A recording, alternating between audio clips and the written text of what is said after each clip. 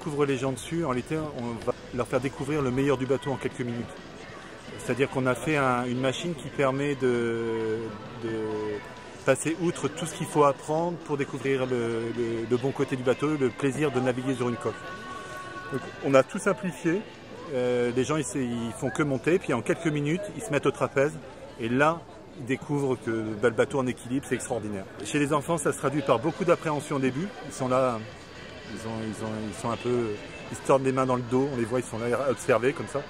Puis quand ils descendent, il y a le sourire qui est apparu et ils ont réussi une épreuve.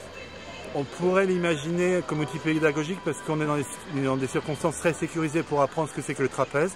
Alors qu'en mer, il faut un bon barreur, il faut des conditions de mer correctes pour apprendre. Et quand le barreur explique ce qu'il faut faire, il faut qu'il soit bon parce qu'il va avoir l'attention de sa navigation plus de ce qui se passe sur l'équipier.